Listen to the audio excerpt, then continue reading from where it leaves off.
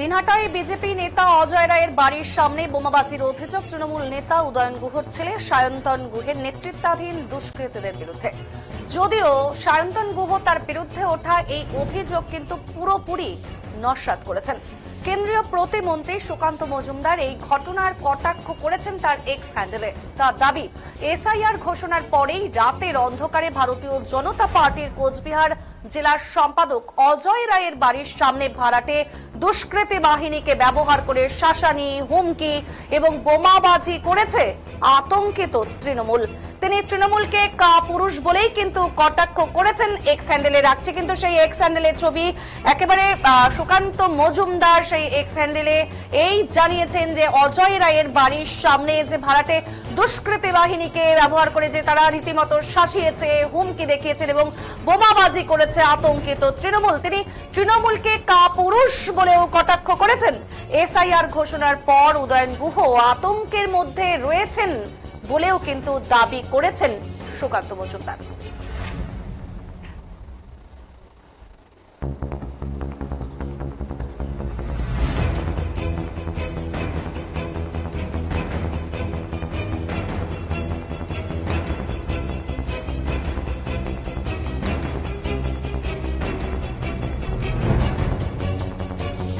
আবারও জানাবো, দিনহাটার বিজেপি নেতা অজয় রায়ের বাড়ির সামনে বোমাবাজির অভিযোগ তৃণমূল নেতা উদয়ন গুহর ছেলে সায়ন্তন গুহের নেতৃত্বাধীন দুষ্কৃতীদের বিরুদ্ধে।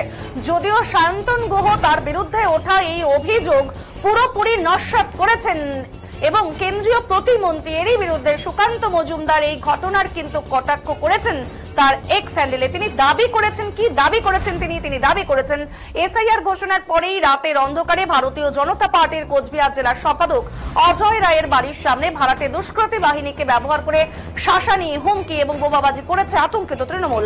তিনি তৃণমূলকে কাপুরুষ বলেও কটাক্ষ করেছেন। এসআইআর ঘোষণার পর উদয়ন গুহ আতঙ্কের মধ্যে রয়েছে বলে কিন্তু তিনি দাবি করেছেন।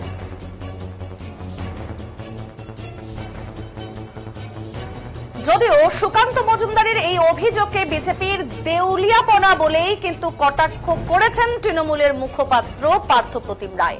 বিজেপির হাতে কোনো ইস্যু নেই। তিনি কি জানাচ্ছেন? তিনি জানাচ্ছেন বিজেপির হাতে কোনো ইস্যু এই মুহূর্তে নেই বলে এসআইআর কে সামনে রেখে কালী পুজো বা ছট পুজোর পটকাকেই বোমা বলে রাজনৈতিক ময়দানে একেবারে গরম করতে চাইছে বিজেপি, এমনই দাবি করেছেন পার্থপ্রতিম রায়।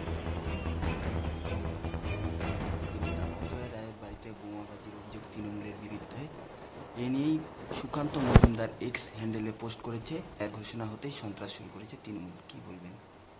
সুকান্ত মজুমদার সহ বিজেপি নেতারা যে রাজনৈতিকভাবে দেউলিয়াপনা, এটা তার একটা চরম উদাহরণ।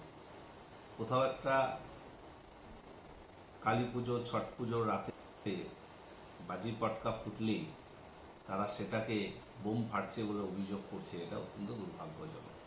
অর্থাৎ তাদের হাতে কোনো ইস্যু নেই বলে এসআইআরকে সামনে রেখে তৃণমূল মানুষকে ভয় দেখাচ্ছে, বিজেপির নেতাদের শাসানি দিচ্ছে বা তাদের বাড়ির সামনে বোম ফাটাচ্ছে বলে মিথ্যা অভিযোগ করছে। অজয় রায় তাদের কাছে অনেক বড় নেতা হতে পারে। আমরা মনে করি অজয় রায় এমন কোনো কেউকাটা নয় যে তাকে ভয় দেখাতে হবে এবং তাকে ভয় দেখিয়ে এসআইআরের বিরোধিতা করতে হবে। এতটা তৃণমূল কংগ্রেসের বিষয় আসেনি বা তৃণমূল কংগ্রেস এতটা দুর্বল নয় বা তাদের জনমত এতটা খারাপ নয় যে অজয় রায়ের বাড়ির সামনে বোমা ফেলে প্রমাণ করতে হবে এসআইআরকে আমরা ভয় দেখাচ্ছি। তো স্বাভাবিকভাবে এটা একটা মিথ্যাচার হচ্ছে, কোথাও একটা গল্প ফাঁদার চেষ্টা হচ্ছে। আর অজয় রায় নিজেকে প্রাসঙ্গিক করে তোলার জন্য দিনহাটায় তিনি এ ধরনের ভিত্তিহীন অভিযোগ আনছেন। কারণ দিনহাটার ভোটে কে লড়বে বিজেপির হয়ে, নিশীথ প্রামাণিক না অজয় রায়, তাদের মধ্যে একটা ঠান্ডা যুদ্ধ চলছে। তারই কোনো প্রসঙ্গের ঘটনা কিনা সেটাও খোঁজ নিয়ে দেখা দরকার। তবে বোমা মারার অভিযোগ ভিত্তিহীন এবং এটা একটা সাজানো ঘটনা বলে আমরা মনে করি।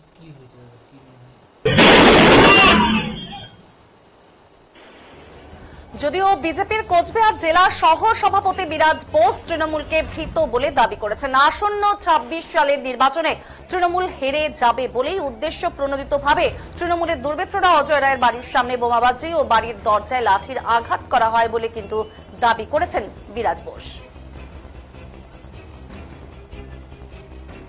দিনহাটার নেতা অজয় রায়ের বাড়িতে কালকে ব্যাপক হারে বাড়ির সামনে বোমাবাজি করা হয়েছে, বাড়ির গেটে লাথি মারা হয়েছে এবং উদ্দেশ্য প্রণোদিতভাবে এই কাজগুলো তৃণমূল কংগ্রেসের দুর্বৃত্তরা করেছে এবং সেখানে মন্ত্রীপুত্রকেও দেখা গেছে। এবং অজয় রায়ের বাড়িতে হামলা, অজয় রায়ের উপরে হামলা এটা একদিন হয়নি, দীর্ঘদিন থেকে চলে আসছে এবং ওকে জেল পর্যন্ত খাটতে হয়েছে এই মিথ্যা মামলায়। আমরা মনে করি এগুলো বিজেপির দেউলিয়াপনা নয়, এগুলো ফেসবুকে বা এক্স হ্যান্ডেলে প্রচার করা, বরং এগুলো করে তৃণমূল কংগ্রেস তার দেউলিয়াপনা প্রকাশ করে দিয়েছে যে ওরা ভীত সন্ত্রস্ত। সুতরাং যেই ছবি আজকে বিভিন্ন ইলেকট্রনিক্স মিডিয়ায় প্রকাশিত হয়েছে, কিভাবে ওকে ভয় দেখানো হয়েছে, ওর বাড়ির সামনে পেটে লাঠি মারা হয়েছে, সেগুলো পরিষ্কার দেখানো হয়েছে।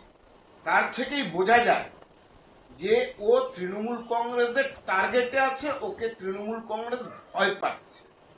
আমরা মনে করি এই রাজনীতি দিনহাটার থেকে শুরু হয়েছিল, দিনহাটার শেষ